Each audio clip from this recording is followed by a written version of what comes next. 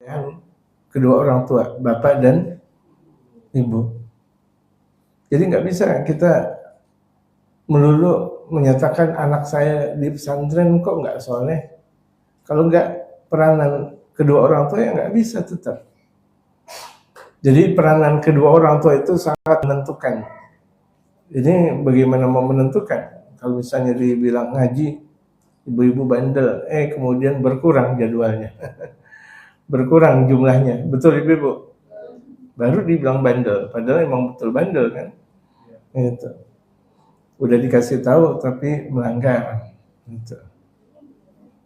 Nah ini lagi-lagi nih, kalau udah pimpinan Bu Neneng, udah jangan dirubah lagi.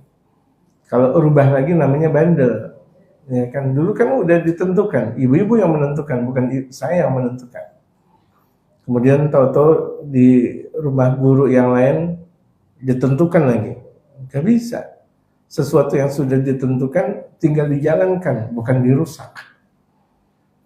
Ya, bukan dirusak. Penentuan baru itu namanya merusak. Penentuan baru itu namanya merusak.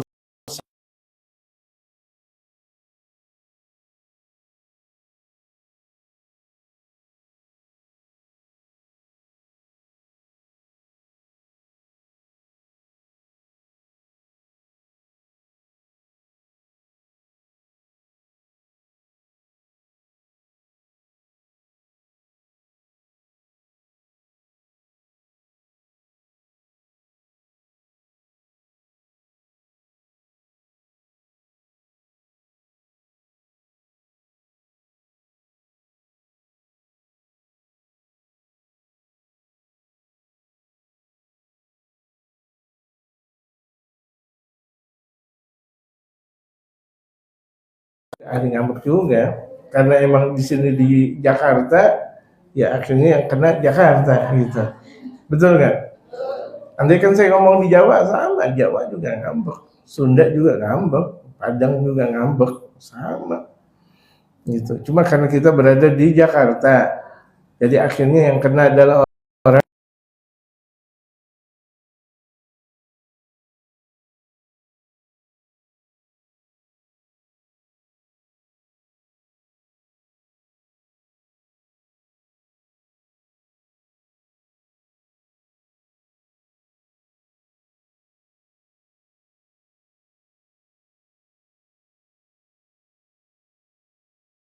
bisa boro-boro mendidik anak-anaknya, keturunannya, yang ada anaknya imbas dari keburukan orang tua. Naudzubillah itu naudzubillah. Nah sekarang kitab ini Sharhul Usra saya tampilkan karena berkaitan tentang bagaimana kita bisa mendidik anak yang soleh dan soleha.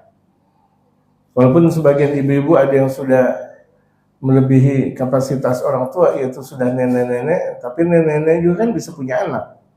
Ya kan anaknya dari nenek-nenek adalah anak dari anaknya nenek-nenek, anak gak namanya? Cucu, kemudian berikutnya itu kan anak juga, gitu. Jadi kewajiban ibu-ibu tetap tidak terlepas. Gara-gara ibu-ibu misalnya udah nggak punya suami kemudian terlepas, tidak, kan ibu-ibu punya anak. Andai kan nggak punya anak, minimal bisa mendidik diri. Ya betul gak ibu-ibu? Andai kan ibu-ibu tidak mempunyai suami, tapi kewajiban ibu-ibu tetap mendidik diri sampai meninggal dunia.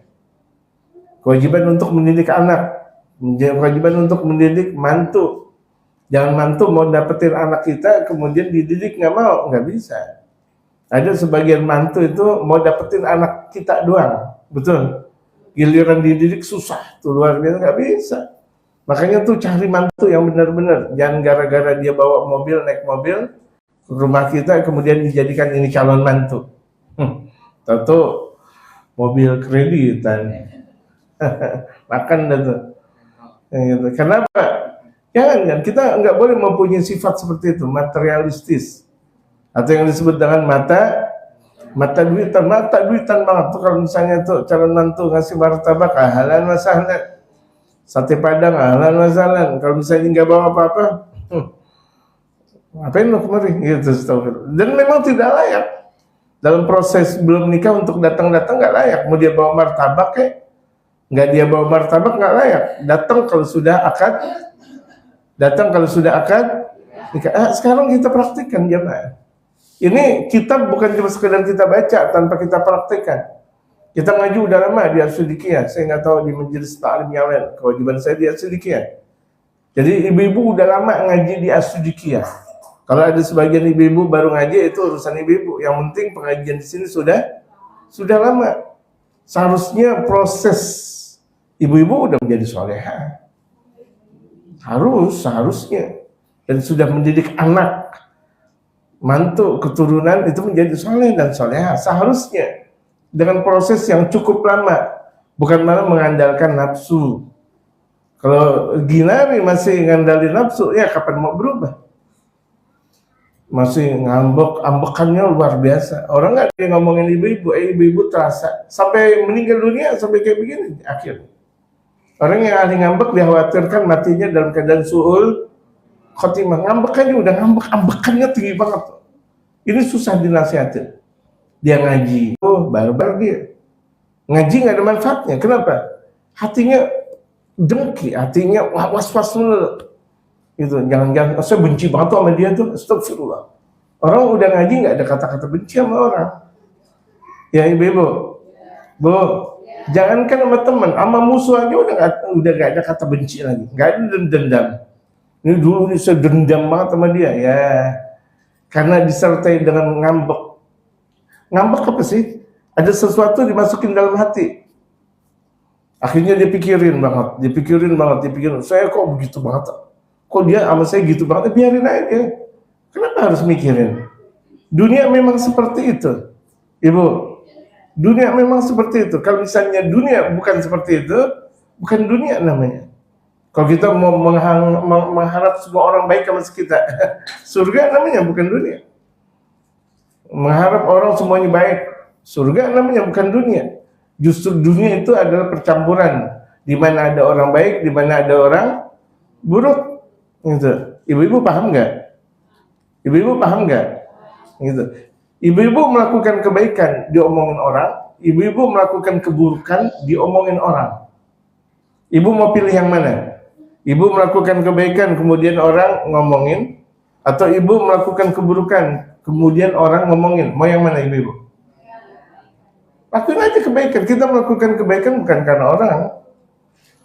Bukan karena didengar orang, bukan karena dipuji orang, tidak, tapi karena Allah. Silakan kalau ibu-ibu melakukan sesuatu karena orang, nggak ada manfaatnya. Ngaji, seperti saya nih ngajar. Karena duit misalnya, kalau amplop, bukan amplopnya, inti dari amplop, gitu. Karena duit misalnya, amplopnya dong apa ya? Di warung Pas Slamet juga banyak, amplop. Atau isinya amplop, ngapain? Ngajar ngaji tujuannya isinya amplop yaitu duit, rupiah, dolar, atau apa namanya? Karena Allah. Ibu-ibu juga ngaji karena Allah Subhanahu Wa Taala. Mau ibu-ibu sebagai ketua, mau ibu-ibu sebagai anggota, mau ibu-ibu nggak masuk ke dalam kepengurusan, ngaji adalah ngaji. Ngaji adalah ngaji, ngaji adalah ngaji, gitu. Masuk nih, alhamdulillahilladzi khalaqa fasawwa. Maha suci bagi Allah yang telah menciptakan, dan dialah Allah menyempurnakan ciptaannya. Allah yang menciptakan, Allah juga yang menyempurnakan. Jadi kalau misalnya ini kita hidup di alam dunia, Allah yang maha memberi rezeki, Allah yang menyempurnakan rezeki. Kita banyak berdoa, kita banyak berusaha, insya Allah rezeki kita sempurna, amin. Kita banyak doa, kita usaha, Allah sempurnakan rezeki kita. Gitu. Kita mau alim, mau pinter, kita banyak doa, kita banyak belajar, alim insya Allah. Karena hakikatnya seseorang semuanya tidak ada yang alim kecuali dia harus belajar. Tidak ada orang yang hidup kemudian dalam keadaan pintar kecuali dia harus belajar. Dia harus belajar, dia harus belajar. Gak ada orang tahu-tahu langsung pintar. Adakah orang terlahir kemudian langsung adzan? Allahu Akbar, Allahu Akbar, ada gak? Atau langsung ceramah atau khutbah di mana-mana, ada nggak? Nggak ada. Semuanya itu berproses. Tidak ada orang yang tahu-tahu langsung sukses tanpa sebuah proses. Proses ini perjuangan. Nah, mendidik anak perjuangan nih. Jadi kitab ini tidak ada yang kata tertinggal atau ketinggalan, ya saya udah jadi nenek-nenek. Oh ya, saya udah umur 40, 50, tetap ilmu tidak pernah ada yang ketinggalan. Ya. Ilmu tidak ada yang ketinggalan. Bahkan andaikan usia kita sekarang usia 100 tahun sekalipun, kita mengkaji kitab ini tidak ada kata ketinggalan. Karena ini adalah ilmu. Kita bisa amalkan buat anak keluarga kita. Amin. Amin. Kita bisa menasihati orang-orang yang ada di sekitar kita. Ini yang luar biasa manfaatnya. Ini yang disebut dengan ilmu yuntafa' bih, ilmu yang bermanfaat. Itu. Walladzi qadara fahada, dia Allah yang menentukan, dia Allah yang Maha memberikan petunjuk. Jadi kita ikuti aja aturan jalur dari Allah Subhanahu wa taala. Allah bakal berikan petunjuk. Kalau kita nggak mau mengikuti aturan Allah, bagaimana Allah ngasih petunjuk? Allah ngasih petunjuk lantaran kita ngikutin jalan Allah. Wassalatu wassalamu ala ibni berasil huda. Salawat dan salam tersanjung kepada kecerdasan petunjuk. Wa kanzil ghina, khazanah kekayaan, itu Nabi besar Muhammad. Khazanah kekayaan dunia dan akhirat Nabi besar Muhammad. Kecerdasan dunia dan akhirat itu adalah Nabi besar Muhammad. Jadi kalau misalnya kita mau melihat hadis dengan pendapat ulama, mana yang harus kita dahulukan, ibu-ibu? Ibu-ibu, ada hadis, ada pendapat ulama, mana yang harus kita dahulukan? Ibu, ada hadis, ada pendapat ulama, mana yang harus kita dahulukan? Hadis. Mutlak. Karena kecerdasan dari berbagai macam kecerdasan asalnya dari baginda Rasulullah Muhammad. Andaikan tuh ada ulama cerdas, nggak ada dibandingkan Rasulullah Muhammad. Setetesnya pun bagikan satu tetes yang ada di lautan. Tidak berfungsi satu tetes air ketika berada di lautan. Ada nggak fungsinya, ibu-ibu? Satu tetes ditaruh di lautan, di samudra lautan yang ada. Ada manfaatnya? Tidak ada. Itulah. Ini tetesan-tetesan ulama, ilmu-ilmu ulama, nggak ada bandingannya di hadapan baginda Rasulullah Muhammad. Jadi kalau misalnya ada hadis Rasulullah, ya dimenangkan dong dengan pendapat ulama. Apalagi cuma sekedar pendapat orang biasa. Menurut adat, menurut adat. Contoh, ada orang lahir,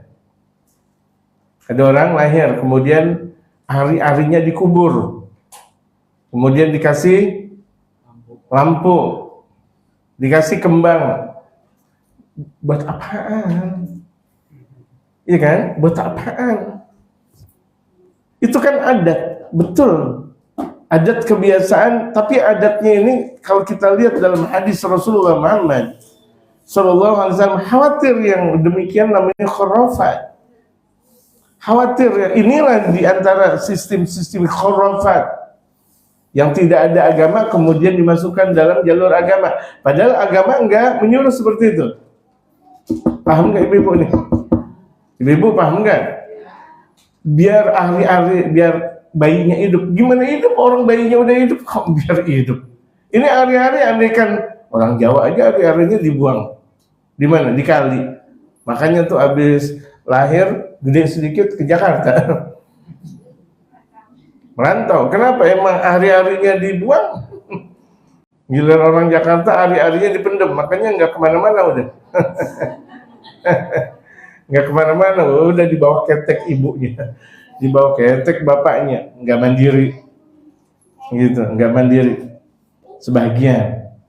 Saya nggak berbicara untuk Betawi semuanya, sebagian. Tapi betul kan ibu-ibu? Betul kan? Gitu. Ini bukan permasalahan ahli-ahli, ini cuma sekedar contoh. Pendapat Rasulullah dengan pendapat adat, mana yang harus dimenangkan? Ya berarti kalau misalnya ada orang lahiran hari-hari kubur aja udah, nggak usah pakai dikasih lampu nggak usah pakai kembang. Udah gitu lampunya ditaruh depan rumah kita, itu ubin udah bersinar, udah bagus, dipakai digali lagi, rusak deh ubin kita. Gitu. Yang lebih parah di ubin orang lain, akhirnya berantem. Ubin orang lain digali. Ya, tanah orang digali, ya nggak boleh dong. Enggak, ini buat ari-ari, tetap mau buat ari-ari. Mau siapa kayak namanya, tetap ari-ari nggak ada hubungannya dengan orang. Itu kan bekas, ditaruh dikubur selesai, betul nggak? Penghormatannya gitu. Nah kalau begitu jadinya, kalau misalnya ada orang lahiran, ya udah dipendam aja, nggak usah pakai dikasih apa namanya lampu, nggak usah dikasih kembang apa kendi. Kendi buat apa? Kendi buat apa? Buat apa? Ya, hari-hari nggak ada hubungan. Tuh bayi udah hidup. Terus ada hubungannya nggak dengan hari-hari? Apakah gara-gara tuh ada kendi tuh anak dikasih minuman? Nih dikasih ASI, ini dikasih ASI, air susu, biar tuh anak bayi nenen di sini. Nah, emang nenennya di sini, Bu? Anak bayi nenennya di sini, di ibu atau di ari-ari? Kenapa harus dikasih ketel? Ada hubungan ini cuma untuk mencerdaskan ibu-ibu saja. Jangan terjerambab dalam khurafat, itu maksudnya. Ada kendi biar anaknya adem. Lah kalau misalnya tuh anak nggak nenen di ASI, ya nggak adem-adem juga. Paham nggak jemaah? Makanya saya bilang ari-ari nggak ada hubungannya. Makanya anak orang-orang Jawa tuh ari-ari dibuang di mana? Di kali, dianyutin, masya Allah. Masya Allah, cuma masya Allah, betul gak jemaah? Sama mau Sumatera kayak mau Jawa kayak apa? Iya mau Jawa kayak mau Sumatera, mau pokoknya siapapun, atau mungkin orang Betawi juga, atau misalnya dimanain gitu, tetap bagusnya udah dikubur udah selesai, nggak usah pakai dikembang. Kan beli kembang juga kan pakai duit. Anaknya mendingan buat ASI, atau beli susu, air susu, atau bukan beli air susu, beli apa namanya susu Denkol itu mendingan. Atau untuk apa namanya, daripada buat sinar lampu, mendingan kita lagi ngaji ada sinar lampu. Nah ini terjerambab ke dalam perbuatan khurafat. Ya ibu-ibu, paham ibu-ibu? Ada manfaatnya kah ketika hari-hari dikasih lampu? Nggak ada manfaatnya. Atau dikasih kembang? Nggak ada manfaatnya. Mendingan kuburan dikasih kembang. Itu kan bukan kuburan, itu adalah ari. Gitu. Ini cuma sekedar contoh bagaimana kalau misalnya kita ngaji itu cerdas dan bisa diarahkan. Jangan orang udah ngaji nggak dicerdas-cerdasnya. Seakan dia bilang, ini pokoknya kan ini hari-hari harus kasih minuman. Minuman apa? Orang hari-hari udah benda mati kok dikasih minuman. Yang dikasih minum tuh siapa? Bayi. Dikasih ASI, itu air susu. Ibu biarkan tuh bayi nenek di situ. Betul nggak? Sampai 2 tahun penuh. Kalau bisa sebelum 2 tahun jangan di apa tuh namanya? Disapi. Siap disapi. Jadi sapi. Itulah bahasa. Padahal mah bukan disapi, artinya diberhentikan dari nyusu nenek gitu. Ini masya Allah disapi. Maksud disapi ya diberhentikan dari nyusu. Hah? Oh, berganti menjadi susu sapi gitu, disapi. Oh iya. Padahal kan ada susu onta, ada susu kambing, lebih bagus. Gitu. Ibu-ibu dikasih kurban, padahal lebih bagus kambing daripada sapi. Iya kan? Zatnya itu kambing untuk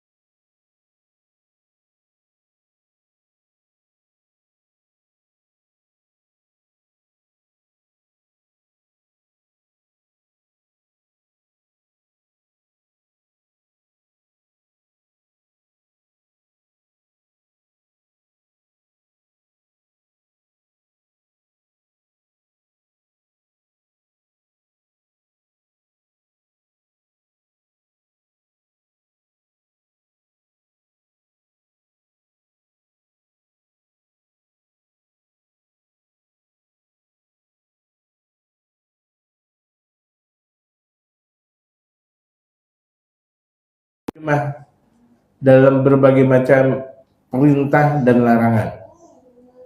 Jadi kita bisa mengenal apa itu perintah, apa itu larangan dari Nabi, dari keluarga, dari sahabat.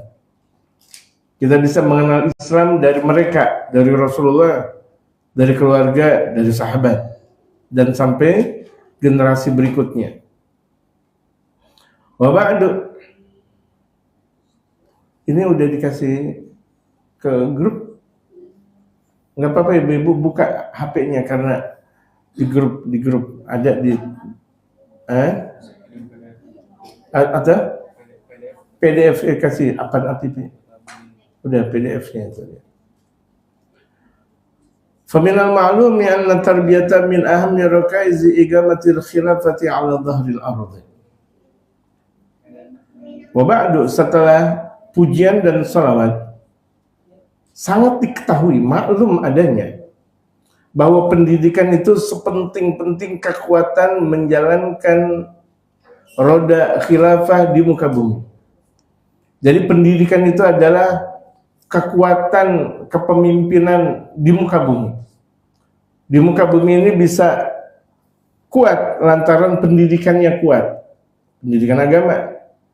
Coba kita lihat di sekolah.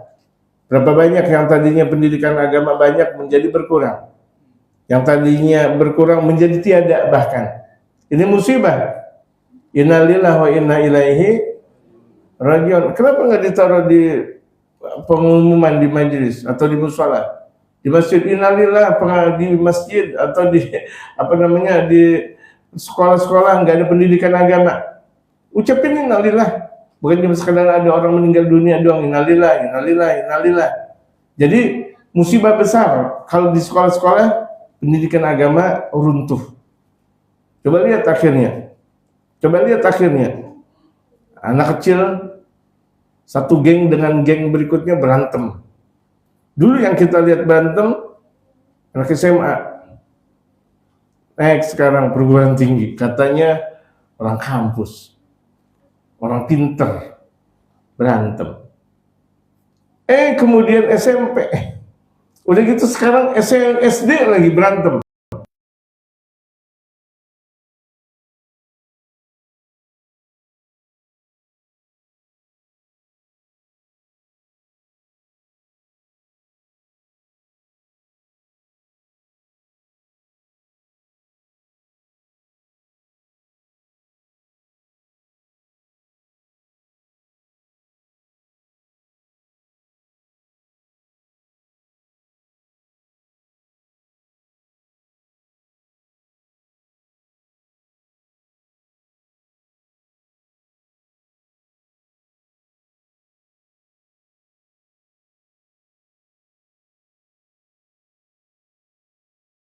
Tuh, segala-galanya adalah ngaji. Orang bisa baik gara-gara ngaji. Orang bisa hidup di alam dunia dengan benar gara-gara ngaji. Orang bisa masuk ke dalam akhirat dengan baiknya gara-gara dia dapat syafaat dari Rasulullah gara-gara ngaji. Semuanya gara-gara ngaji, tapi ngaji yang benar. Ingat, ngaji yang benar. Dari guru yang benar. Dari kajian yang benar. Andaikan ngaji kemudian gurunya juga salah, enggak benar-benar juga. Ya ibu, ngaji tapi guru yang salah nggak benar juga. Ngaji tapi ajarannya juga salah juga nggak benar juga. Jadi ngaji dengan landasan yang benar, dari guru yang benar, dari kajian yang benar, gitu. Ini namanya ngaji. Ngaji itu kan artinya ngaji diri, aji diri. Ngaji orang Jawa bilang tuh ngaji karena untuk mengaji diri, agar diri kita bisa ngaji, tahu diri. Bahwa kita tidak mempunyai apa-apa kecuali Allah. Ngaji tuh diri kita. Bagaimana kita mengajikan diri kita, ya Allah, ya Allah, ya Allah. Itu hakikatnya ngaji. Perubahan yang tadinya tidak benar menjadi benar. Ibu-ibu yang tadinya tidak solehah menjadi solehah. Itu ngaji. Bisa mendidik anak tuh, bisa mendidik anak. Sedini mungkin anak sudah bisa baca Al-Quran kan. Dan dijadikan tuh anak setia dengan majelis. Ada rasa hormat, ada rasa pengagungan kepada mereka para ulama-ulama saleh. Didik suami. Bagaimana mungkin kita ngaji kemudian suami tidak ngaji? Naudzubillah, Bila bagaimana? Tidak mungkin, tidak bakal balance, tidak bakal kuat. Ibu-ibu ngaji, suami tidak. Ibu-ibu ngaji, kemudian suami nggak beres, nggak bisa. Sebentar kekuatan rumah tangga itu ada di suami. Tapi ibu-ibu masih ada kesempatan untuk bisa menjadikan suami soleh. Ibu-ibu solehah, nih, ibu-ibu jadi solehah, insya Allah suami bakal soleh. Amin. Kena baunya, artinya kena baunya. Ibu kalau misalnya pakai minyak wangi, suami keciuman enggak? Ah, itu dia. Kalau ibu-ibu menjadi solehah, insya Allah tuh suaminya insya Allah jadi soleh. Walaupun berproses, ya jelas. Ibu mau punya anak berproses gak? Berproses gak? Mau punya anak berproses gak? Proses. Ibu-ibu sekarang ada sebagian punya bawa anak di sini. Itu, ini umur berapa? 2 tahun. Tahu-tahu umur 2 tahun seperti ini? Tidak, berproses. Dulu baru mau jadi anak aja pakai ngidam. Allah Akbar. Di zaman orang lagi hujan-hujanan, orang lagi hujan gede, dia mau minta mangga. Mangga, gitu. Orang Sunda dibilang mangga, punten. Kita dibilang mangga, ya mangga yang ada di atas pohon. Gitu. Buah mangga. Betul kan? Itu Masya Allah, itu proses semuanya. Proses. Tidak ada proses, tidak bakal terjadi. Jadi pendidikan, nah, bagaimana kita bisa mendidik? Jangan kita ngaji tapi nggak mampu mendidik anak, ini yang rugi sekali. Ini suami ngaji nggak bisa mendidik istri, atau istri ngaji tapi nggak mampu untuk menularkan ilmu kepada sang suami, atau kepada anak-anaknya. Anak-anaknya masih beragajulan aja udah gitu. Nggak ada manfaatnya ngaji kalau begitu jadinya. Bagaimana kita mau merubah tatanan sosial masyarakat? Dalam satu masyarakat peninggalan, misalnya terkecil, Kebayoran Lama atau di sekitar di mana kita berada, itu kita bakal menjadi rahmah kalau kita nggak mampu merubah diri kita sendiri. Nggak mampu merubah diri kita sendiri. Gitu. Nah, di sini ada ketentuan-ketentuan bagaimana kita bisa merubah diri kita dulu, baru merubah keluarga. Gak bisa seseorang merubah tatanan masyarakat atau keluarga besar, masyarakat umum tanpa merubah diri sendiri. Ibu-ibu bisa dengar, kita nggak bisa merubah masyarakat tanpa merubah diri sendiri. Rubah diri kita dulu. Pertama, nggak boleh ngambek, titik. Ibu-ibu, pertama nggak boleh ngambek, titik. Nggak boleh perasaan, nggak boleh dendam. Selagi masih ada punya prasangka atau perasaan jengkel atau buruk sangka, nggak sukses dia ngaji. Nggak bisa naik ke atas, nggak bisa naik kajian ini nggak bakal bisa kita terusin lagi. Kalau dia masih ngambek, gue gede banget ya sama dia. Dulu, ngapain dulu? Dia juga misalnya udah meninggal atau mungkin dosanya dia udah diampuni oleh Allah. Kenapa kita masih ingat-ingat kejelekan orang? Ibu, ngapa kita ingat kejelekan orang? Kejelekan kita lebih banyak. Astagfirullahaladzim. Kejelekan kita lebih banyak kejelekan kita daripada kejelekan orang. Yang kita lihat ini HP kita atau orang?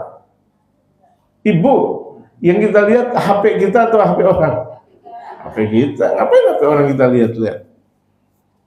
Artinya yang kita lihat, yang kita berkaca diri kita, ini dia. Ini kita. Kalau misalnya ibu-ibu berkaca, terlihat nggak? Ada bintik yang ada di kanan, ada bintik yang ada di kiri. Kelihatan ibu-ibu?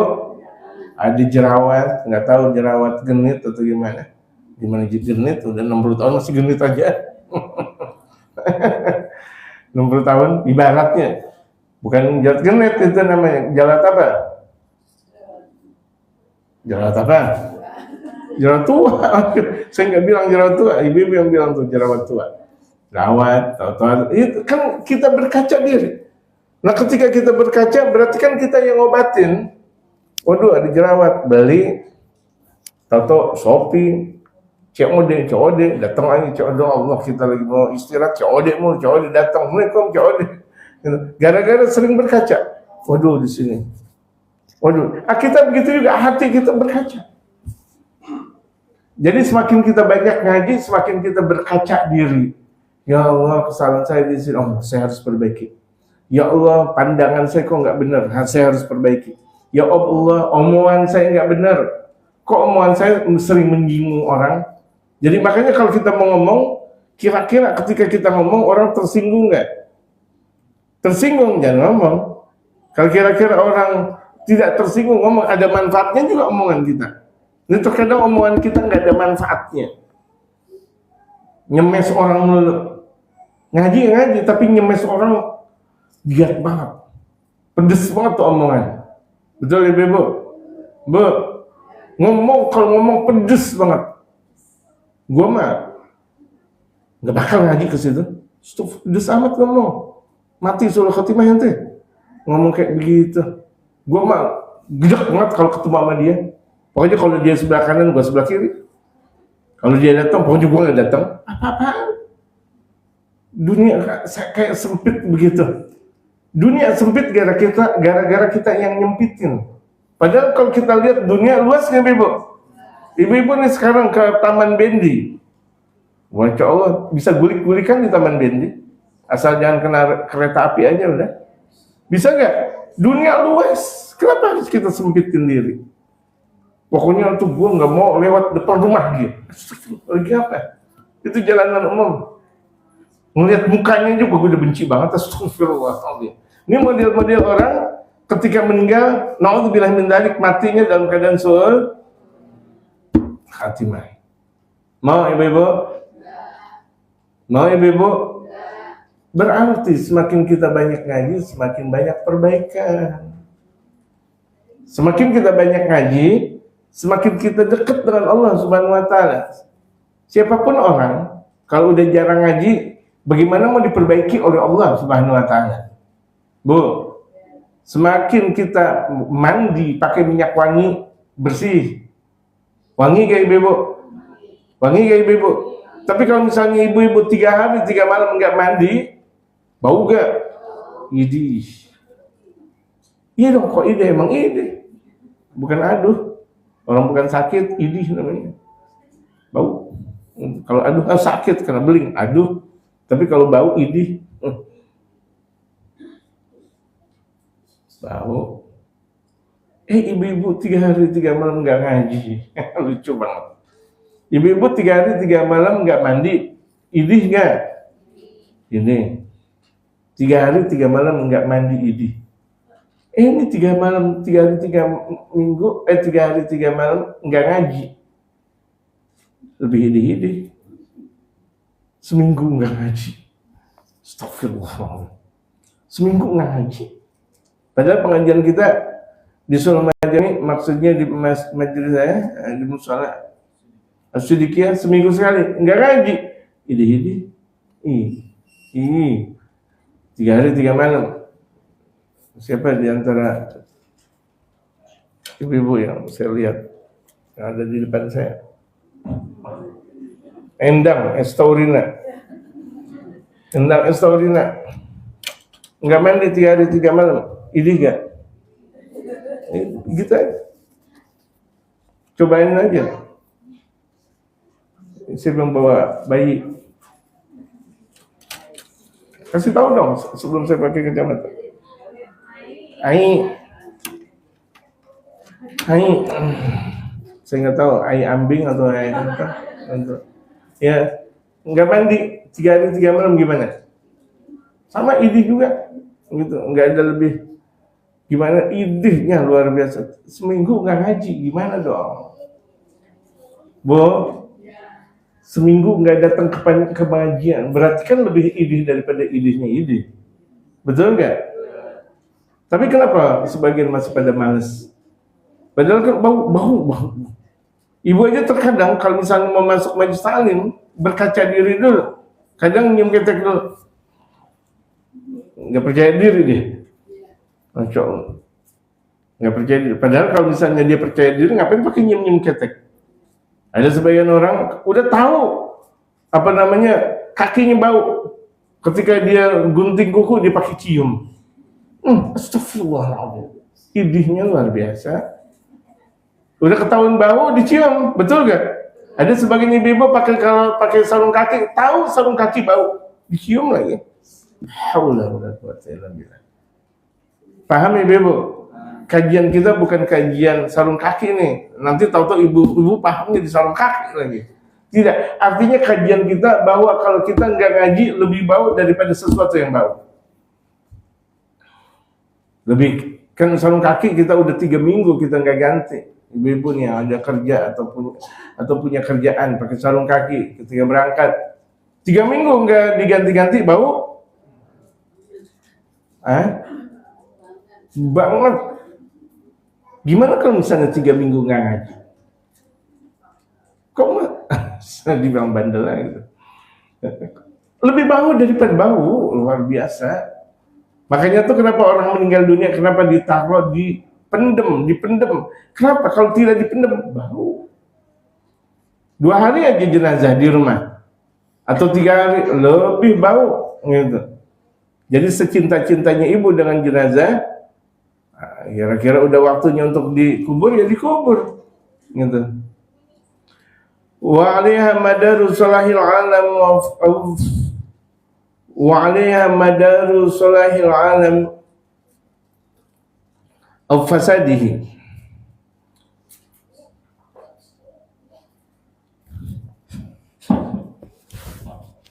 Alhamdulillah.